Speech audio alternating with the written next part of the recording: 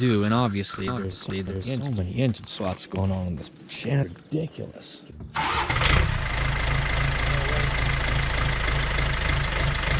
In one day, we figured out what's wrong with two 1200s. Two 1200s.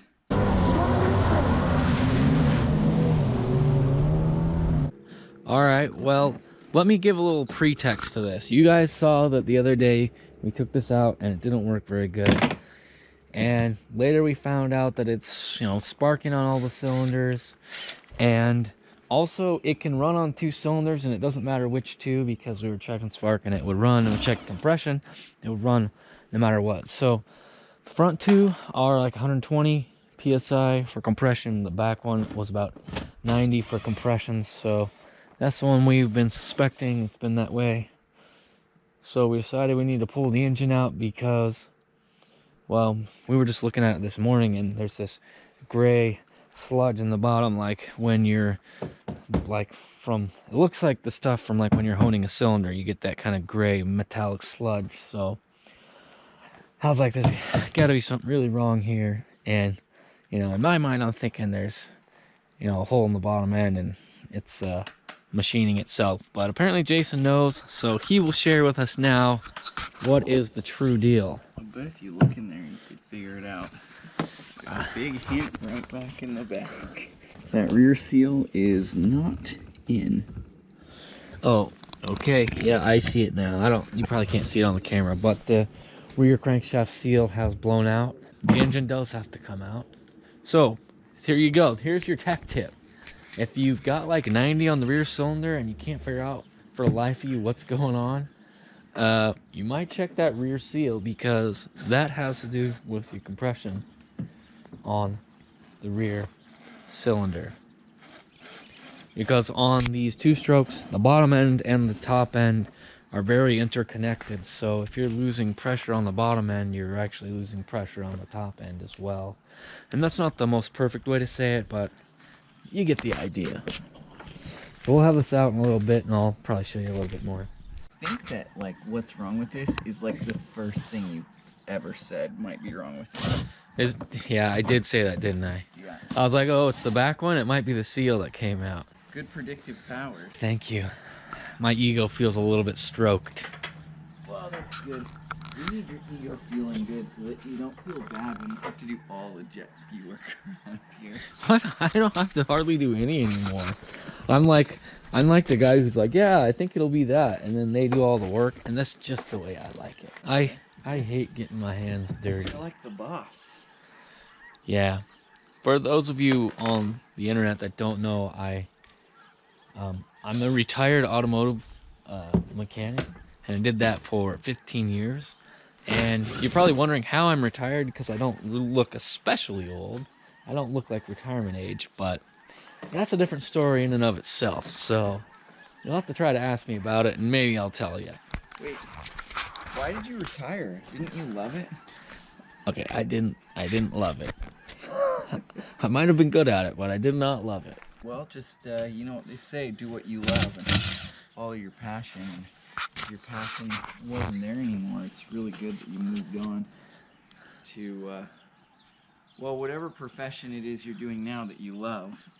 Yeah, well, and that also goes for your YouTube channels. So, like, in the beginning, my YouTube channel was just like a conglomeration of just different things. And I was kind of trying to see what everybody wanted to see, and jet skis happened to be one of the things that we would do. And obviously that was probably the one that we were the most passionate about, or something. But anyways, it translated into people being more interested in it. But also it was easier for us to do, and obviously there's so many engine swaps going on in this channel. It's ridiculous. There were none when you were like first getting into it. Now we're like, oh yeah, I could do that, I guess. Yeah. It's really not that tough. Yeah. So I like riding them and talking about them. I don't really like working on them that much, but they're a lot easier than a car, so.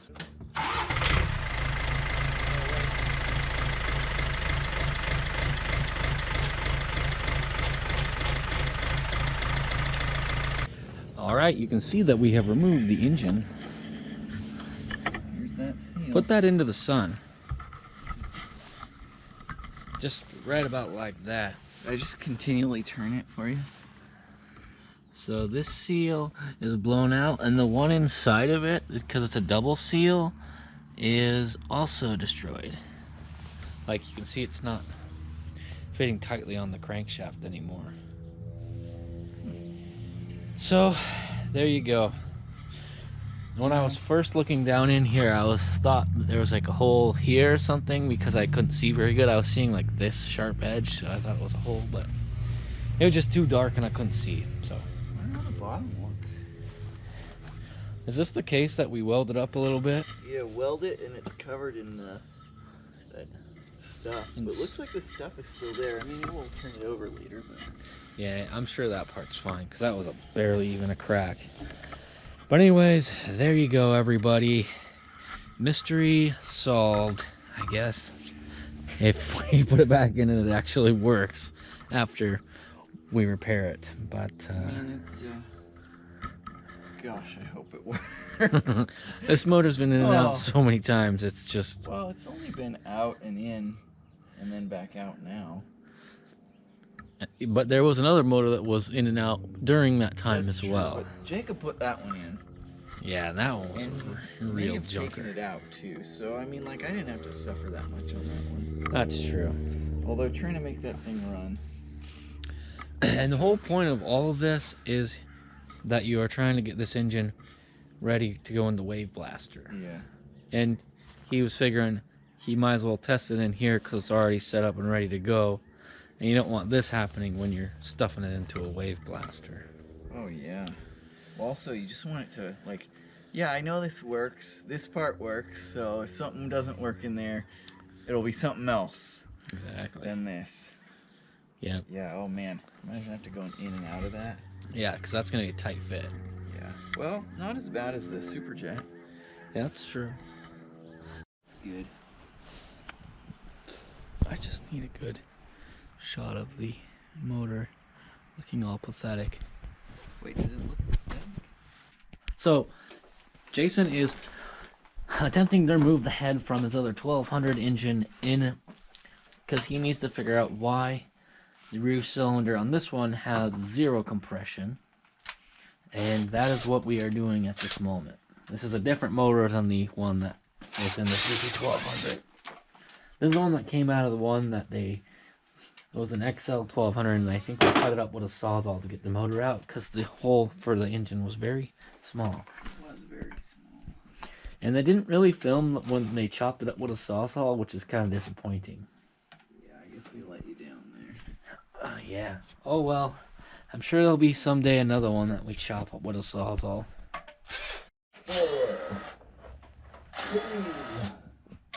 Oh crap, I can't get to 2. I was on such a roll. Oh, I got it. 2. 5. This baby's she's ready to open up. Well, unless all those other bolts need to come out. Share her secrets. It'll be pretty obvious pretty quickly. It's pretty obvious. Man, remember when I was being so clever? You're like, I'm just going to twist this clamp to the side and never have to worry about it ever again. Come on, man. You're killing us with your slowness. It's attached somewhere else. It's killing me. Just get that garbage out of the way. Oh, Okay. it's the head gasket. I can see it from here. Oh, yeah? Prove it. Just show me one spot. Here, let me help. Show me one spot where the head gasket is messed up. The head gasket is melted away right there, and all your compression is going into the water jacket. There you go. Boom. Figured it out. Probably should turn it over by hand and just make sure that piston's not like, or the cylinder's not completely effed. Alright. But I'm pretty sure we turned it over already. Well, I mean, so we can see down in. Oh. We can visually inspect the cylinder. Well, oh, it's jammed. The lock is jammed.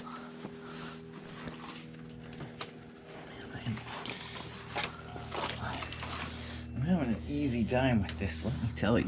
Like, I mean, it clearly got hot at some point and melted that, but Does that sound good? I don't know. I mean, it's kind of an odd noise it's making, yeah, but I feel like it's just something rubbing on something, or kind of sound like the Bendix spinning. The teeth on the Bendix are hooked up to Could be that. the flywheel. It looks. Does that look pretty nice? I feel like it looks pretty nice. It looks acceptable. Doesn't look like there's been any severe damage. I'm pretty sure the cylinder. it's been rebuilt, so the guy was saying. So. And then somebody just ran it on the hose with no water until the head gasket melted. I guess. I mean, that is a possibility. Like, when they get hot, usually what happens is the head gasket Like melts. 3 gas. Oh no, it's just like 1. Yeah, that's just how they are. They're a multi-layer steel. I feel like the one I put on the other one wasn't like this. Well, that's possible because there's another type, like graphite type or whatever. I don't know exactly what it's called. Something graphite.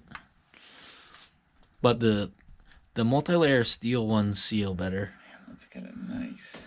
Okay. Multi-layer steel. In one day, we figured out what's wrong with two 1200s. 2 1200s.